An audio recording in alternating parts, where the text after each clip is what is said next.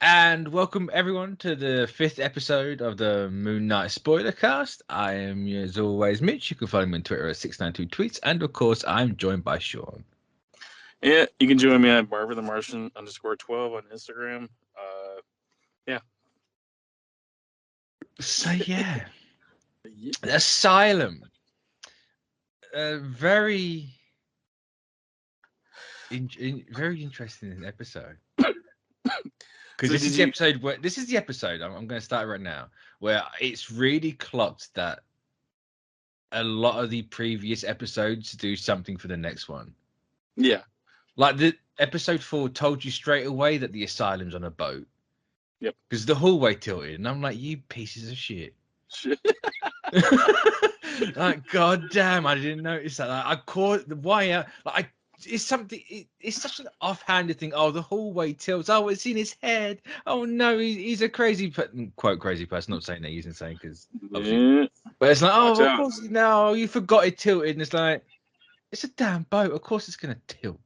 It's just like, oh, what an idiot. Oh, what's it like getting rejected from the field of reeds? It's like, that doesn't make sense, does it? Because I'm not dead. It's like, this show's done stuff to me. Like, goddamn. It's a very heady show out of all the shows that they put out. Because I'm absolutely buying into this being a time loop. Or there being a time loop in this show. I know that's too complicated for this sort of stuff, and like Marvel likes to keep it simple. Like the more complicated an idea gets, make it really simple. So time loop might be a little bit too much, but it's like, hold on a minute. Why is this girl in this museum asking? Like, I know why she's staying in the field of reeds, but it's still, it was a very odd comment to make in that first one. It's just like, It makes you question stuff. It makes you question. And it's like, oh look, why is he going on a date? Why would Mark Spector set up this date? Stephen Grant doesn't remember this date. I wonder who set up the date at the first episode. Who killed all those people in the village? Like, why is he sitting in the asylum chair talking to Harrow when he's got a bandage on his nose and next thing it's gone? I wonder who it is. And I think the part that I enjoy the most is like there's distinct personalities for each character, and like Jake Lockley, if you paid attention throughout the series so far, you can tell. Like, you don't like. I remember they started to cue the personality change with that effect, right? And then they kind of taper back. It was always really jarring, and we see it again this episode where he changes, and it's a soft. You just see the eyes roll back, and there's no other edit, and it's just soft because you know who it is. You know it's Stephen coming. You know his personality, but when you don't know it, there's always a bit of violent edit or violence going on. He's slapping himself in the head, and then you see him with the bandage on his nose. It's like, oh look. That's not my. Also, slightly different accent. It's not huge when you're the bandage on his nose, but there's a slight accent there. It's very subtle. And you can also tell, you could tell the personality. So Steven's a more passive, pacifist. Pacifist, character. Or not anymore, Mark, but yeah. But Mark. Everybody assumed that Mark was the one that was doing all the violent stuff, but it's like, if you've noticed that Mark was very calculating and he wasn't always going full force, like he stopped. Yeah. And it was like he's almost doing it out of reaction, out of necessity, But then you see the really violent stuff, and then that's when you kind of piece it together that that's the Jake persona, where he is the unhinged, I don't, very is aggressive. Is he that unhinged, or he's just more willing to go the extra step? He's more the Frank Castle of the three than he's the aggressor of the personality. Like, where Mark, everybody thinks Mark, because of his past, he's the one that is more, willing. He's to the darker, be, grittier, violent one. Yeah, and he's the more like that's the base personality. That's who the character really is Mark Spector. Mm. Steven Grant is more of kind of like childlike, I can never. Steven Grant's the smart one. Smart one, yeah. But Jake is more of a defense mechanism. That's how I looked at each personality. Like Jake is the last thing you want to pull out, but like if it's a situation you need to do, and he's been out before, but not very often. Like kind of put a chain on him, so they put a leash on him. Like if you notice, like nobody really they're not overly aware that he's there. Yeah. Though last episode 4, where Mark looks at the case or the sarcophagus, like you get the impression that he's aware of Jake, but he doesn't. He's not fully aware of Jake. And like Steven actually has no idea who Jake is. But he's like, it's like Mark is protecting Steven from that side. Yeah. And like I always like the idea that Jake's born from Steven. Yeah, passive aggressiveness. I mean, because there's the bit in, like, just to jump around a bit, where you see Steven, like the birth of Steven Grant, when it's the kid Mark in his room, and he's like, "Oh bloody hell, look at the state of this mess. Mum's gonna be real unhappy when she sees this." And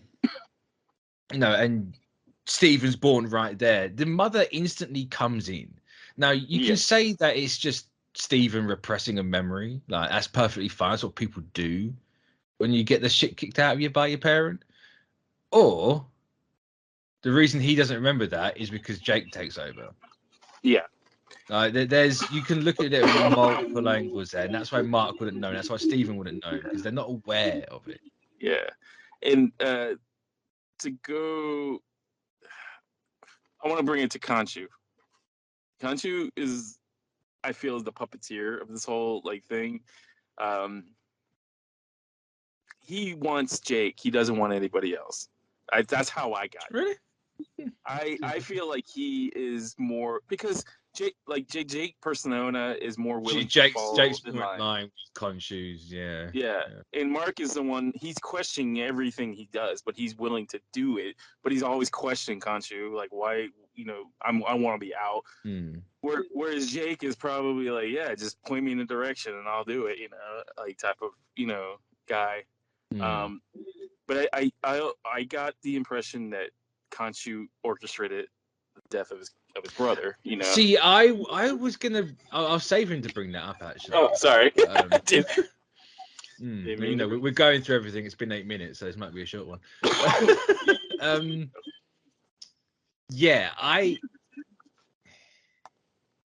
not entirely sure how I took that little burst skeleton being there. I looked at it as kind of what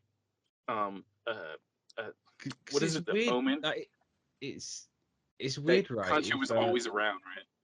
Yeah, that's a bit weird. Because why would Khonshu be looking at this kid? Well, I think it's because I think Mark's mind was fractured at an early age. But the skeleton's there before that's the fracture. I mean, this could be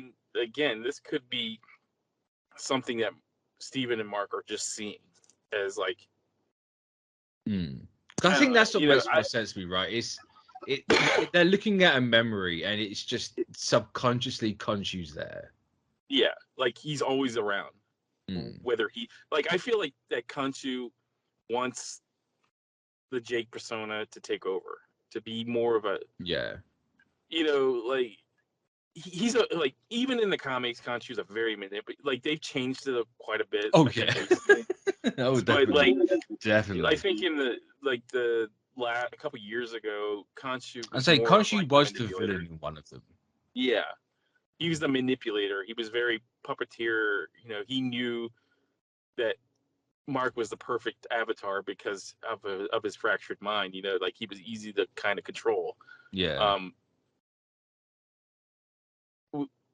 But yeah, you know, I always saw, like, I saw in this episode, I felt like that was leaning towards that, where he was more like Khonshu was aware that, because I mean, I would say at this time that Harrow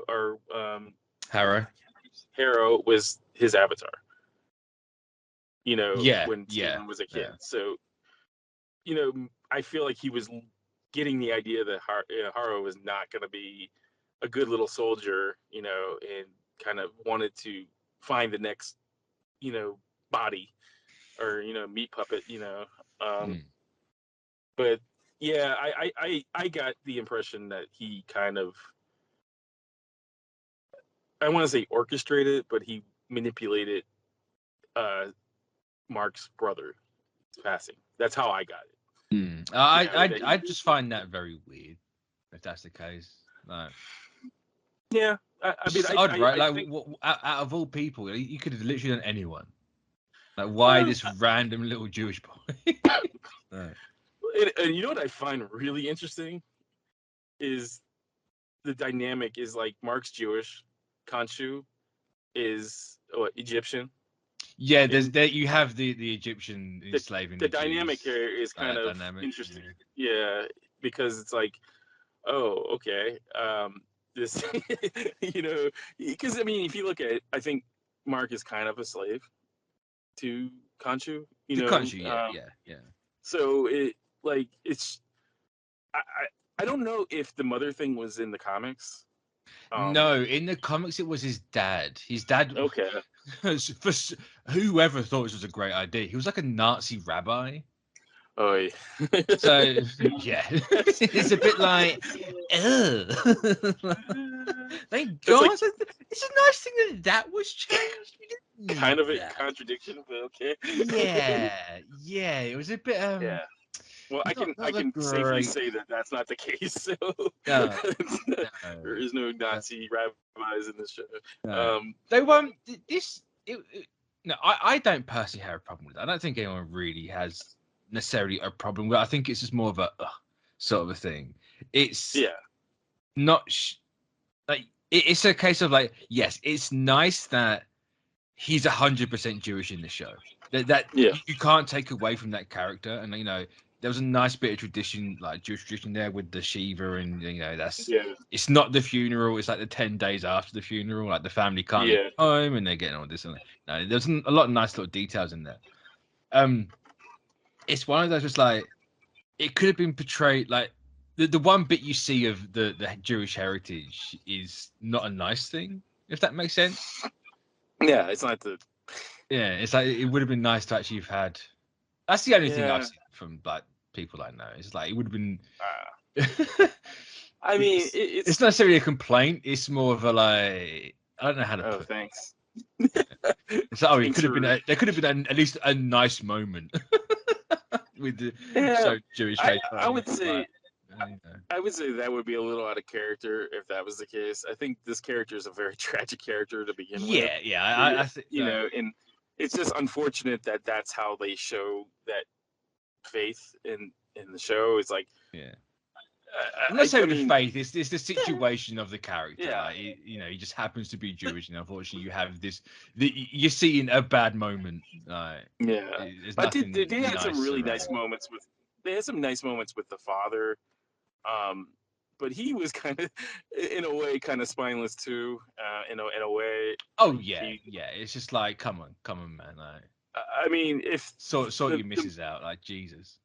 Yeah, I think he kind of allowed. He's kind of. I think he's a part of the problem because he allowed her. A little bit of an. I think the point. Enabler. I took that as a little nod to his dad being the dick in the comics.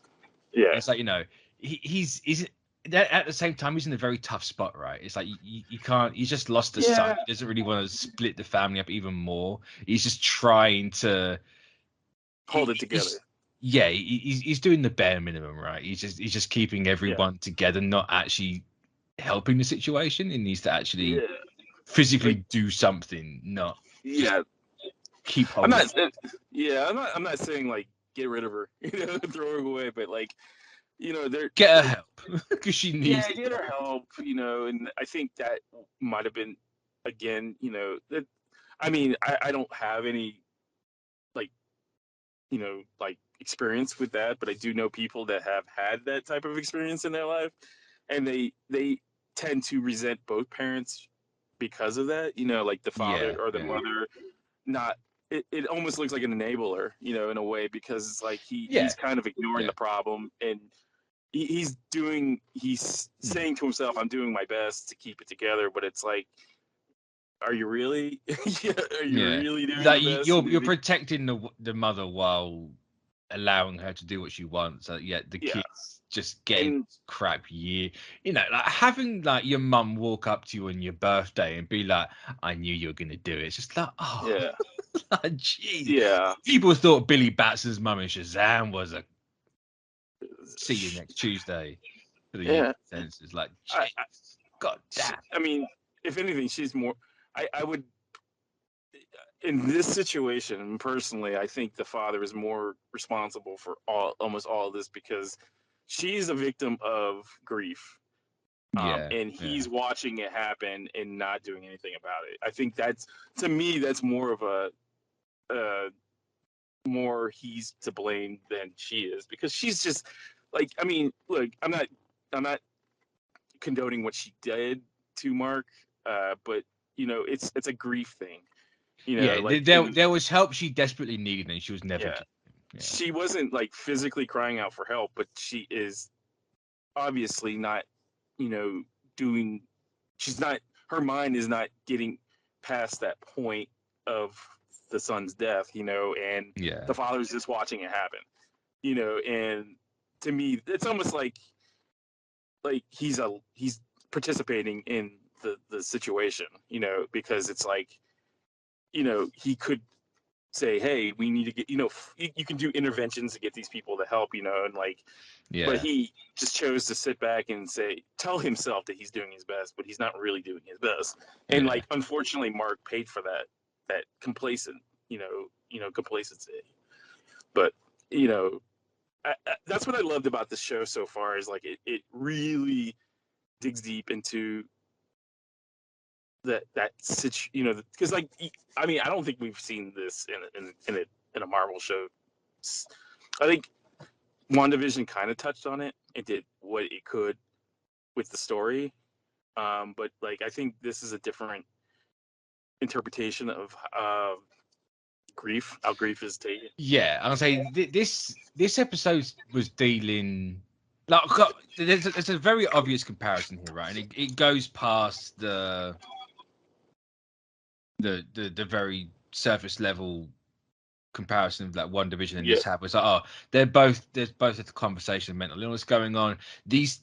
WandaVision and this both have a memory gauntlet. I think I want to say Jared said that. Like, if it was Jared, like from Teen Naps and Wanda, I like that terminology, a memory gauntlet episode. Yeah, it's like, hey, we're now gonna go down memory lane and we're gonna run all this gamut. I totally forgot I was gonna go with that now. I said I just wanted to use memory gauntlet in the sentence, and my head's all gone. But well, no. WandaVision told you she has a problem.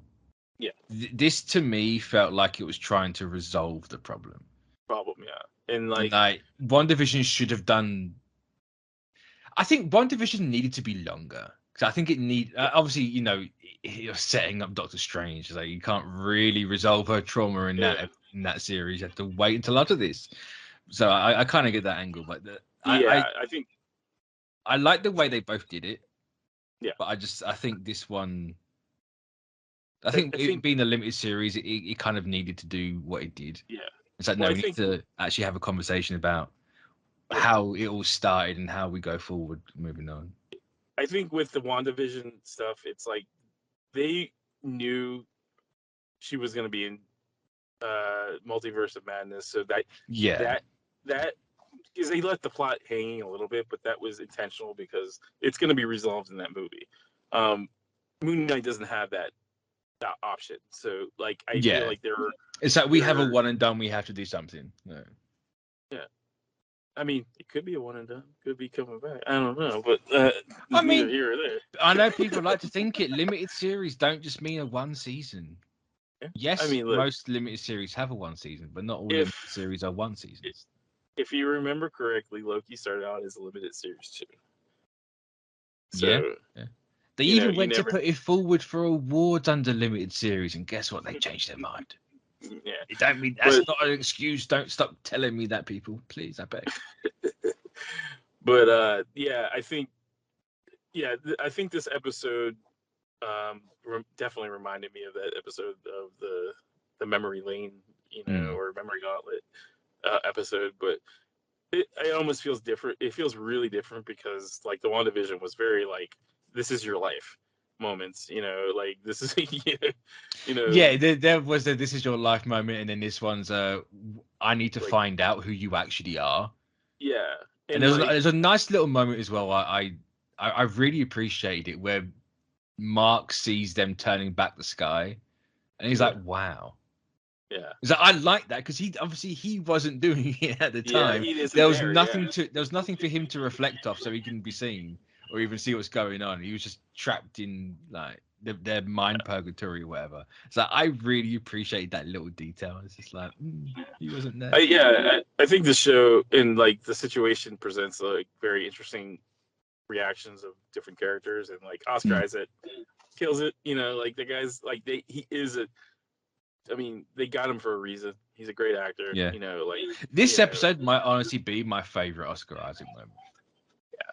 Which is saying much because I hold Ex Machina in very high regard. I do. I love. He dances in that, and that's kind of hard to I was gonna say he's a dancing. I love his little, dance in that movie. I adore that movie with my entire soul. But no, this episode, like, it feels almost like he's playing two different people that are the same person. It's just like state the obvious, obviously, but like, god damn, go through all the emotion and trauma in this episode, like, Christ. And the next episode, this last episode, man, it's gonna be a banger, man. Like, I am genuinely worried right now.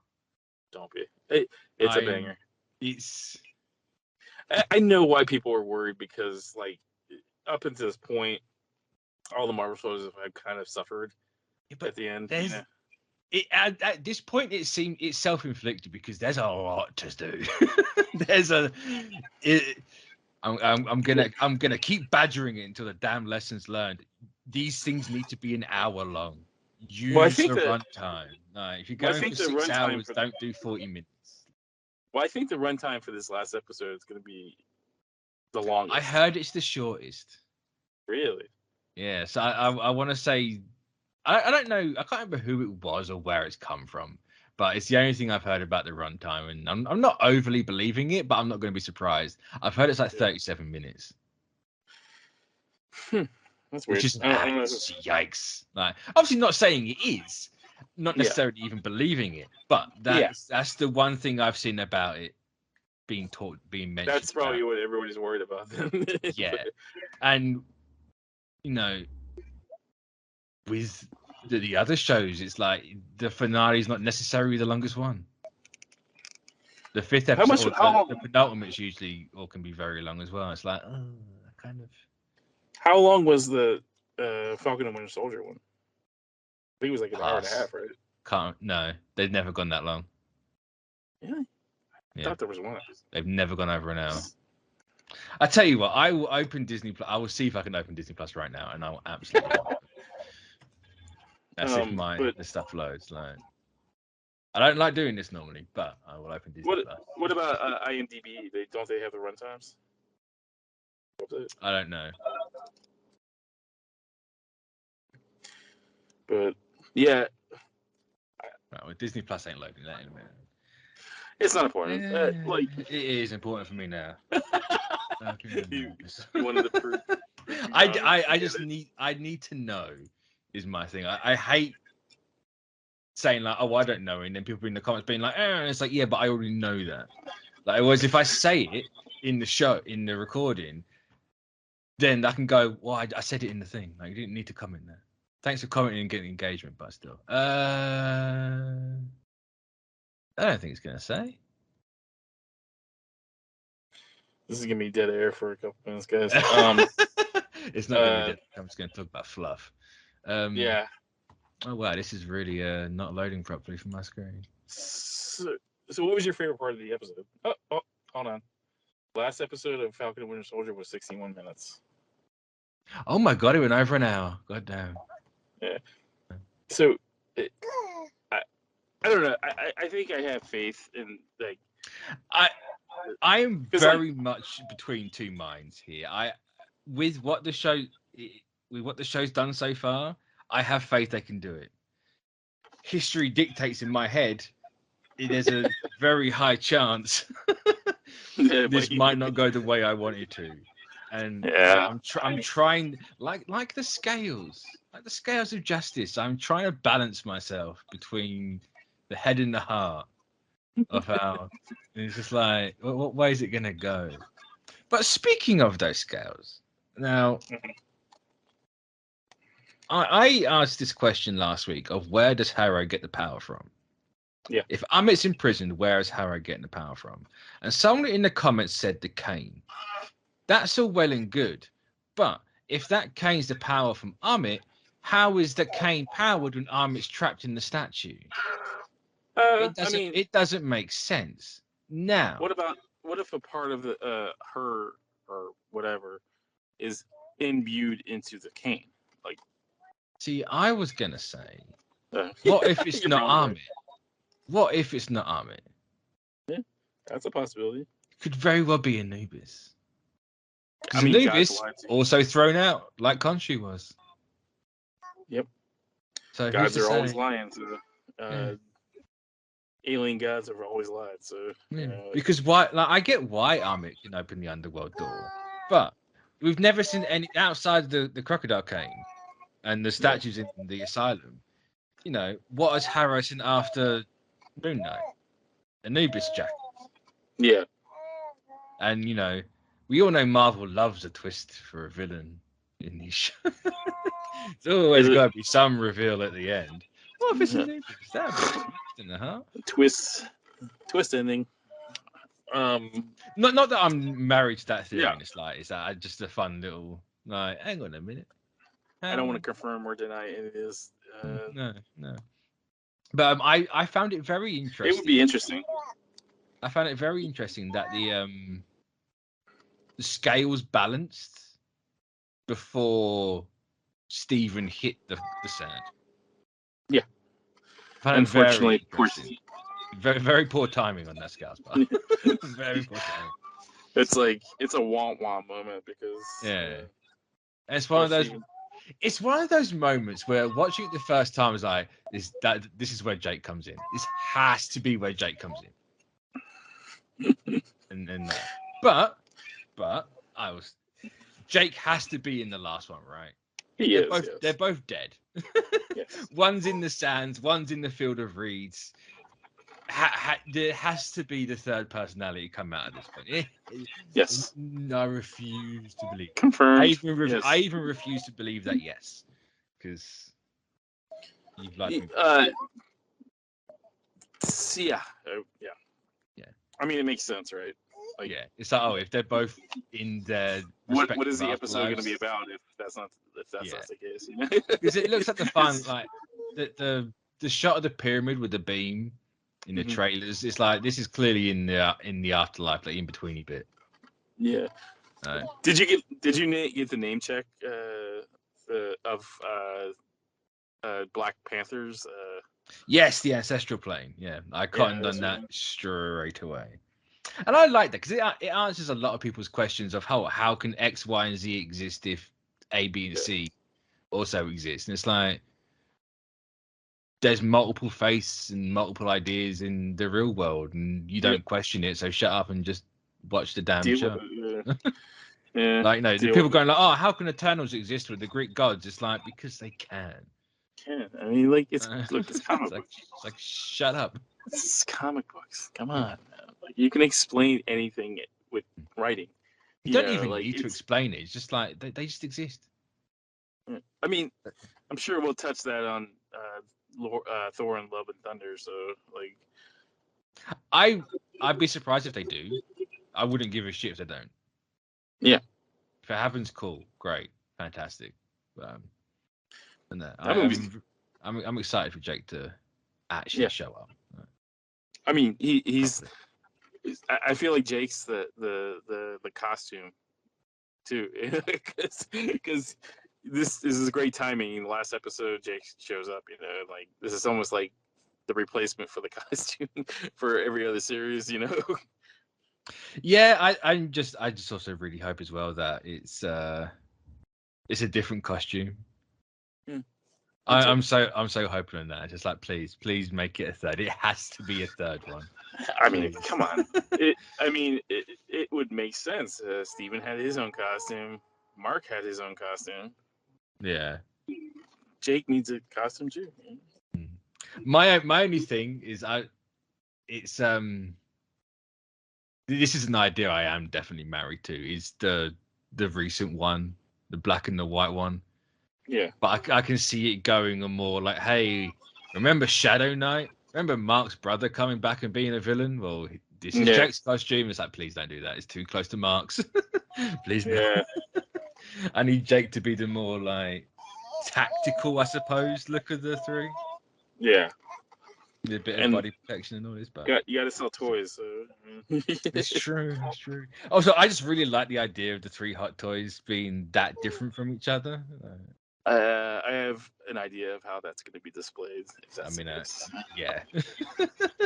So, I mean, overall, I think this is probably like. This is hands down the best episode. Yeah, it's not the most action packed, but it's like it does the duty of the exposition well, because it's like. All this time, the puzzle pieces have been on the table, and like you finally feel like the puzzle is coming together. You know, by this episode. I just really appreciate how this show it's given you things in, and doing things in prior episodes pays off in a later episode. Shock horror, but like it's little throwaway details, like the kids saying about the field of reeds, and then Steven's the one in the sand, and you know, there's a little plushy Tarot in the gift shop, and hey, Tarot's the one we see here. Yeah, it's like a lot of little Easter eggs that were spread out are finally coming together. Yeah. And like the hallway shifting because the boat's turning. Like I appreciate small details like that. It's like, my little scarab, and then she's got the bandage on her finger with a little red scarab because she's the Scarlet Scarab.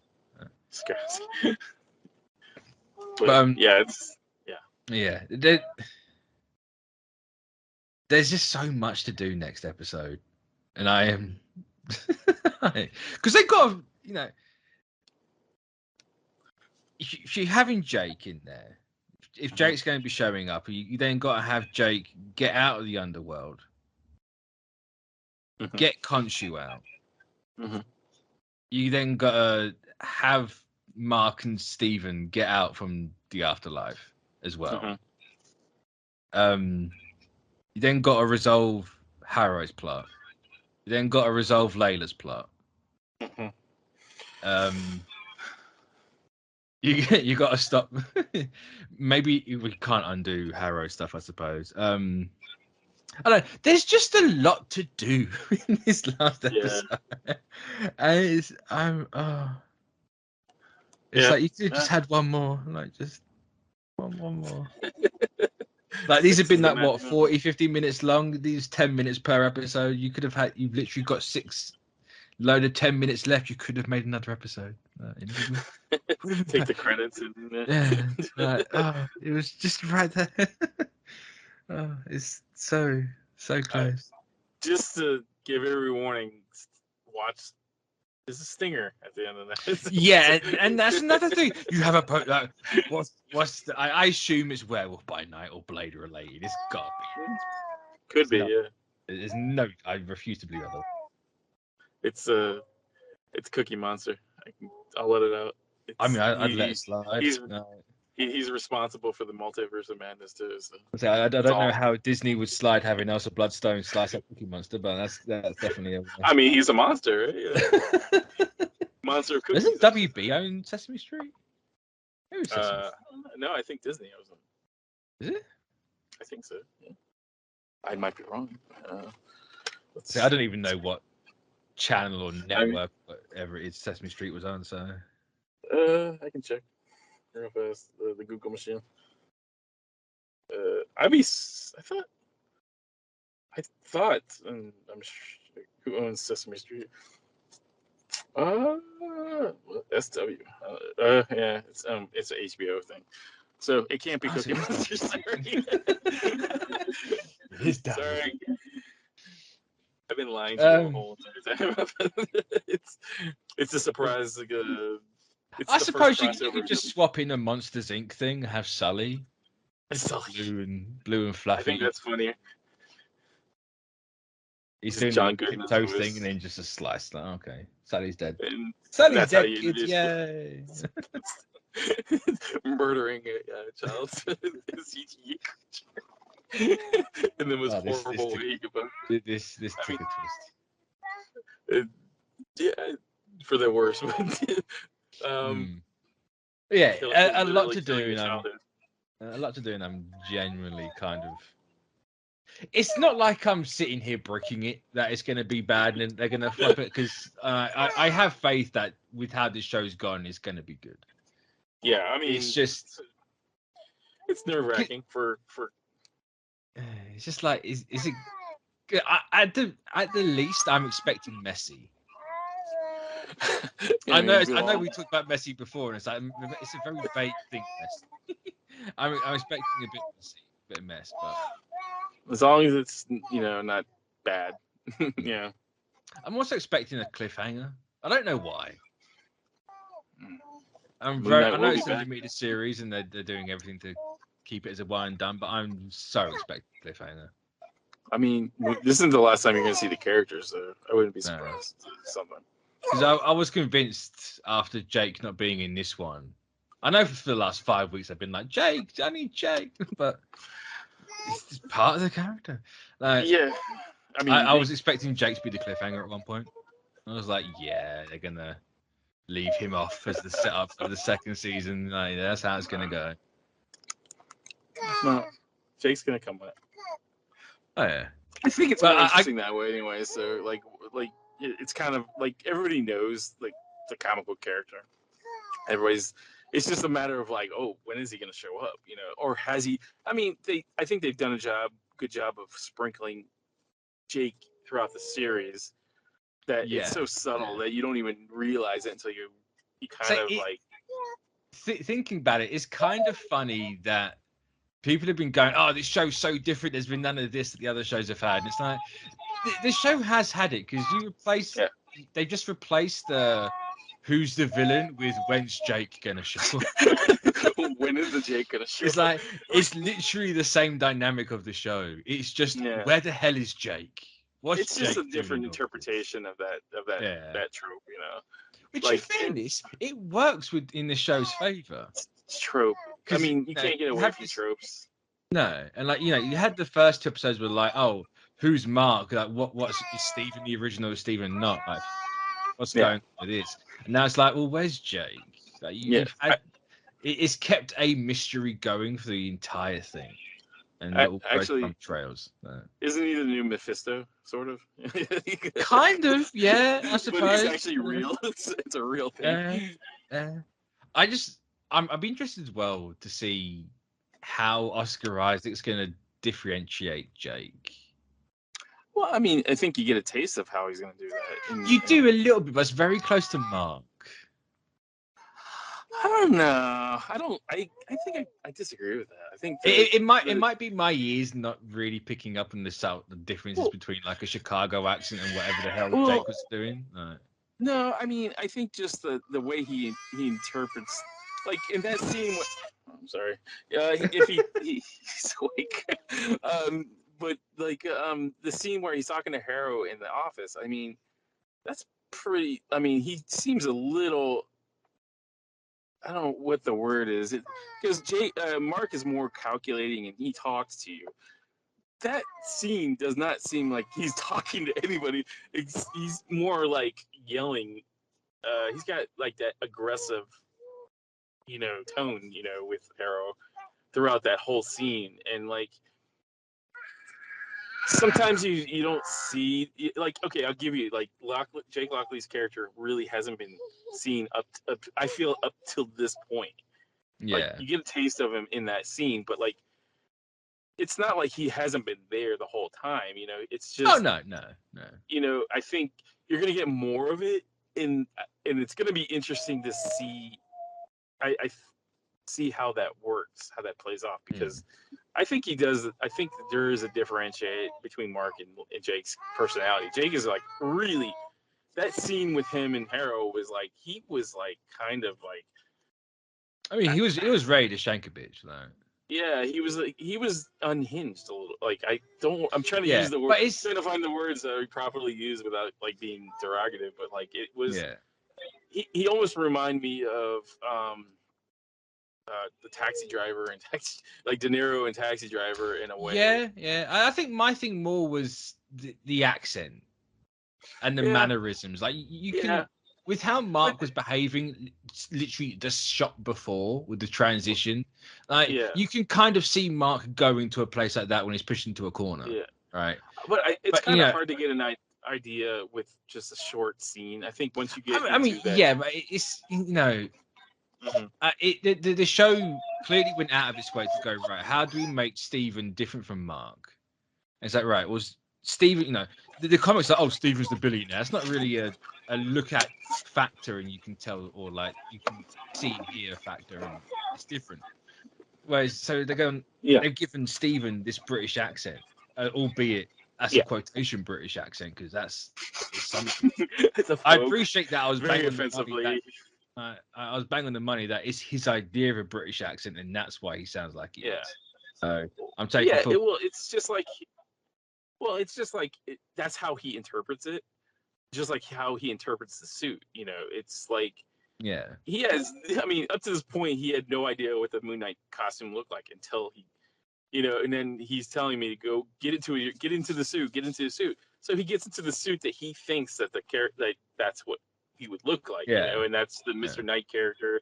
And it's the same with the accent. It's like, I think maybe he gets that, like, maybe it's a TV, like we watch TV and he got that from the TV or something like that, or like because the TV, let's face it, when people play British people on TV and they're not British, that's exactly what they sound like. Oh yeah, yeah. So but what I meant was like the short scene with Jake where he's got the stuff on his nose. The accent wasn't drastically different to Mark. Drastically different, yeah. And I can kind of get that, if Jake's supposed to be more the defense mechanism and like the retaliation. Yeah, I get why it would be closer to Mark than anything else. It's just, I think that's when you might get into a really confusing territory of, was this, like, I haven't seen anyone say, "Oh, that was definitely Jake." Like, people asking for Jake, I don't think have really clocked onto the fact that yes, that was Jake. Yeah, and did you notice throughout, like, I think the episode like before that, anytime alcohol's involved, that's Jake. Oh, really? So, yep. And so it's Jake at the Shiva then? Shiva. It's not Mark. So when you see him outside in the car, like besides the car, and he pulls out that like flask, that's Jake. That's not Mark. That's not Steven. That's Jake. See, that doesn't make sense to me because it's Mark's memory. Well, isn't Mark? Mark's memories are pretty much like right. Yeah, but they established that Mark doesn't have. They don't share every memory because Mark didn't. Mark's reaction to the scene, that's the Sky Rewind scene, was, "I've never seen this before." Like, that's wild. Like, so they obviously don't, and even the traumatic bit where Steven's born, like, Steven doesn't remember it going down that way. So they don't share the same memories. Yeah. Yes, they can see each other's memories. I suppose you can play. Yeah, I suppose you can play it off like that. They see Jake's memory without Jake being there. Yeah. But it'll sort of be explained in the last episode, but that's another thing they got to sell. They got. Well, I mean, like at least 8 they're different. They're not going to go back and rewatch every. There's not going to be like a flash, but like you're gonna find out like how like the different like the differentiates of each personality. So like unfortunately, we're not going to see Steven for it. I don't think. I need. But, I need him to be okay. Oh. He'll be fine. I mean, yeah. I mean, if the body don't die, the soul's not going to go anywhere. But that like if Steven's not going to come back, then it's like my want and need for the 3 fighting at the end is it means I have to wait even longer. I want another transition for the 3 suits in one fight now. I've been waiting. Yeah, it's something we can talk about when that episode drops. I'm excited. I'm going to keep saying it again. I'm excited and very apprehensive about next week. You're cautiously optimistic, right? Yeah, that's one way of putting it. Yeah. Whatever happens. I'm sure it won't be horrendously bad. Yeah, that's why. I mean, it's not going to crash and burn on the last episode, and just destroy the whole. I mean, I hope it won't. I hope it won't. It won't. I've got faith it won't. I can't rule it out. No. But I honestly think people will be pleasantly surprised. And I think they'll be satisfied with that. I hope so because I've really with how they handle it. I've loved the direction they've taken Moon Knight in the show as a whole. Yeah. Like it's made so much sense to have Moon Knight be more of a supernatural, like entity, Indiana Jones-esque. Not that he's really Indiana Jones, but it's a slight sprinkling of that flavor in here, so that. Yeah, I mean, I think it plays to the character's strengths versus like I love the down and gritty, fighting normal criminals type character, but like this one makes more sense. You have a character named Moon Knight that sees a god, and he's talking to like Khonshu, the moon god, like I think that skews more to the supernatural, and like you can still tell certain stories, grounded stories in that realm, but like it gives you something new. I mean, that's how I look at it. It's like it's opening up a little bit more doors. I mean, I believe they toyed around with the idea of making it more of a street story.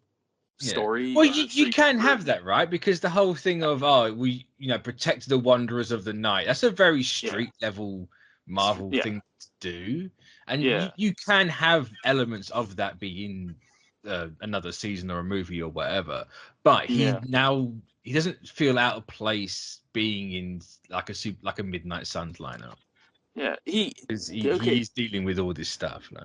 Yeah, I mean, I think that by the end of this show, they'll put him in a place where if he came across a guy named with Spider-Man or Captain America, it wouldn't look too out of place. Like he. Yeah. It's not so like by the end, like I said, by the end of the show, like it'll kind of you'll see him. You could picture this character in both realms, or both. I don't know. In the street because it's like Spider-Man, right? Spider-Man. They put him in a way where you get the little, like not far from home, like Homecoming. You had the little street level stuff. Yeah, he's going around. He's just doing. He's sorting out the petty crimes and all this sort of stuff. Yeah. But at the same time, he's not out of place in space. Yeah. It's just the thing you can see him doing now. He can go between those two realms. He walks 2 worlds, I guess. Yeah, and with Moon Knight, you can very much see it being the same. Now, if he showed up in New York and he was helping Daredevil out, you can absolutely see that because guess what? That's kind of like mercenary Mark Spector stuff. And especially what they're going to be doing with the character after, you will definitely be able to see that. Yeah. Whereas if you had like a Doctor Strange rock up and he's like, I kind of need your help with something, like you can see it working with that character needing to be there. Yeah, of course. And you never know if that could happen. I mean, I fully expect it to happen at some point. Like, no, unless Oscar Isaac has a shit fit. No. But who knows? I mean, he might need another house. So. I'm sure one of his kitchens might have a scratch on it, and he needs an entirely new one. Not that I'm saying Oscar Isaac that much Brooklyn too. It's expensive to live in Brooklyn too. So. Yeah, but yeah, that's it for this week on Where's Jake Luckley. Tune in next week. Where hopefully it's his Jake Luckley. Yeah. Well, yeah. I have really enjoyed this show, and this episode was definitely the best one. I thought it also looked the best. The asylum and the actual the sands and the sky they're going on. Like, yeah, this was the best one. I think once it got to the asylum part, I think it really got really interesting. Yeah, really yeah. He agrees too. But... I was gonna say that's a baby. That's a child. Okay. Before someone says it, it's definitely a child. Monster. Yes. In the chat, yes, there is a baby in the background. So sorry. Namaste. Okay. So yeah, thanks for joining everyone, and we'll catch you next week. So bye bye.